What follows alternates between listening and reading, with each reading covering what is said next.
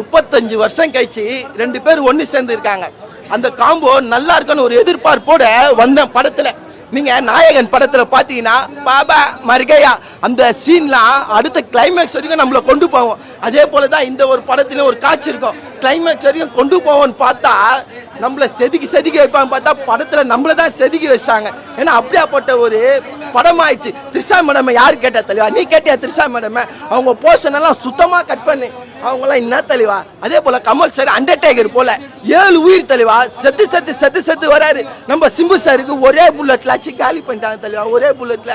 அதே போல உன் நண்பர்கள் உங்க சொந்தக்காரங்க யாரையும் நம்பாத, ஏன்னா உன் முதல் எதிரியே அவனா தான் இருப்பான். அதை தான் இந்த படத்துல அவங்க சொல்ல வராங்க. ஏன்னா கமல் சார் கூட்டமா சேர்ந்து ஒரு கேங்ஸ்டரை பண்ணாரு, அந்த தப்பை தான் அவர் பண்ணிட்டாரு. அந்த தப்பை யாரும் பண்ணாதீங்க, அதை தான் இந்த படத்துல சொல்றாங்க. ஏன்னா உன் முதல் எதிரி யாரு? உன் சொந்தக்காரன். 2வது எதிரி உன் நண்பன். இவங்க தான் உன் முதல்ல பச்சாக்குன்னு குத்துவாங்க தெளிவா, பச்சாக்குன்னு.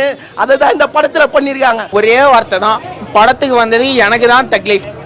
எஸ்டிஆர் ஃபேனுங்க, படம் 3 வருஷம் கழிச்சு வந்தா போட்டு தள்ளிட்டு போயிட்டாருங்க அவர் பாட்டு ஈஸியா.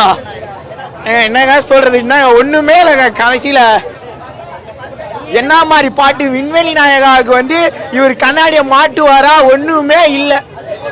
மணிரத்னம் படம் மாதிரியே இல்லை, அவ்வளோதான். கதற விடாதீங்க போங்க, அவ்வளோதான்.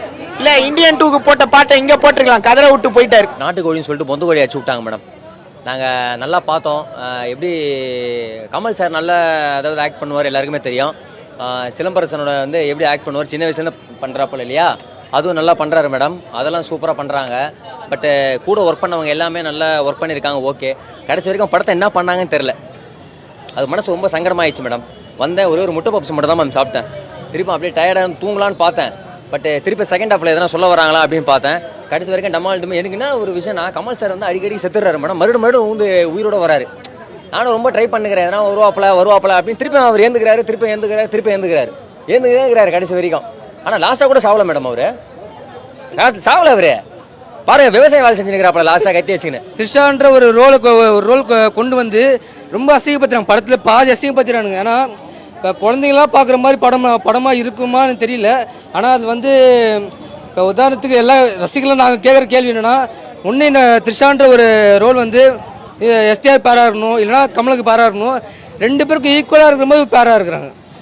அப்போ நாங்கள் என்ன நினைக்கிறது சார், எங்களை விடுங்க.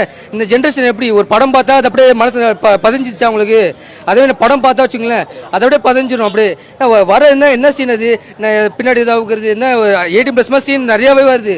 பசங்க பார்க்குற படம்னா அது கொஞ்சம் இல்லைன்னு தான் சொல்ல முடியும். ஆனால் பெரியவங்க பார்க்குற படம் மாதிரி தான் 18+ படம் மாதிரி தான் இருக்குது. இப்போ 18+னா ராயன் பார்த்தீங்களே,